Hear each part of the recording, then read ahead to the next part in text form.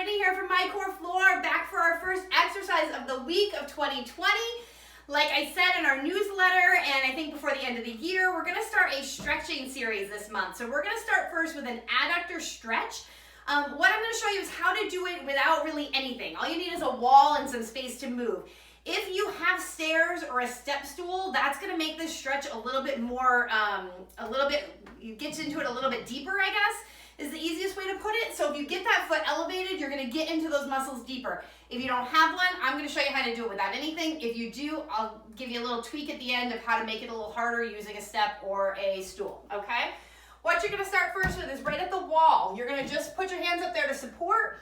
One foot's gonna be in front, kind of right up near the wall. The other foot is gonna be rotated out at about a 90-degree angle. If you have knee pain, what I would suggest is to rotate it more like a 45. Sometimes I have clients tell me that when it's rotated out too far, they start getting some pain in the inside of their knee. So if you're someone who has some knee issues, just go ahead and rotate it in a little bit, not quite so much out to 90, okay? You're gonna start here, hands up on the wall, and what you're gonna do is you're gonna just start first with a little lunge forward and back. And what this is gonna start to do is it's gonna get into the front of that hip and into the groin. So you're gonna go about 10 or so in this direction, okay? And then once you start getting into that, you should start to feel it loosening up a little bit.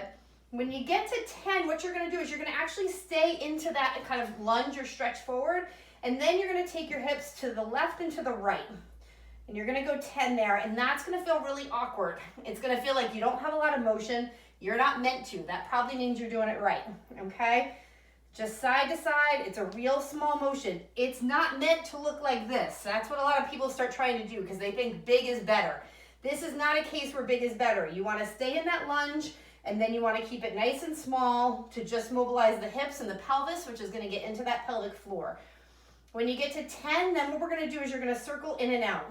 So you're gonna circle for 10 in one direction, and when you get to 10, you're gonna go ahead and then you're gonna circle in the opposite direction, okay? And again, you should really be feeling it mostly through the front of that hip, even into the groin a little bit.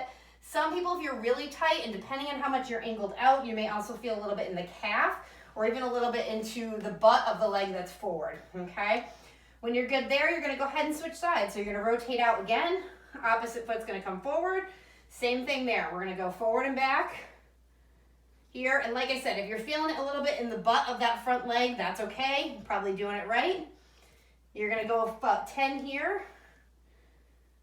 And like I said, you're gonna go into that lean in and a real small motion side to side. You don't wanna be pinching in that low back. You don't wanna get the knees irritated, and that's what happens if you start trying to go big motions. So just keep it nice and small for 10. And then you're gonna circle around. 10 in one way and 10 the other. What I want you guys to know is that for some people, depending on how tight you are, you may feel a really good stretch with this. If you are not feeling a stretch, that does not mean it's not working. You don't have to feel a stretch in order for it to be productive, okay? A lot of people think that. They want to feel it. What this is doing is it's mobilizing your hips and your pelvis in 3 planes of motion to get that pelvic floor loaded. If you're feeling the stretch, it means you're tight through your hips and you need it. If you're not feeling the stretch, you might have good length through your hips and your pelvis, but that doesn't mean your pelvic floor doesn't need the mobility workout. So it's still good to do. I'd said before, if you had a stool or you have stairs nearby, you can go ahead and do this on the stairs or with a stool. You could hold the railings if you're on the stairs. If you have a stool, you could position yourself near a wall, stool just in front of you.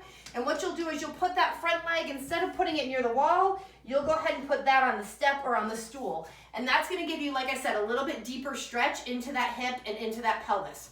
Try that one out, let me know what you think, and we'll be back next week with another stretch for your pelvic floor. Take care.